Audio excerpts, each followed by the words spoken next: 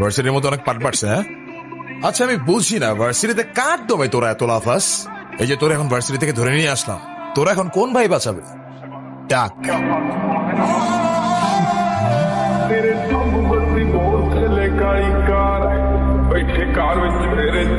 এই চল, তোর না ক্লাবের মিটিং এ ডাকছি, এখানে কি করতেছিস? এই দেখ, ওদের ক্লাবের প্রেসিডেন্ট আসছে মিটিং করতে। তো বস, আমাদের সাথে একটু মিটিং করেন, আমরা কি টিমের বাইরে নাকি?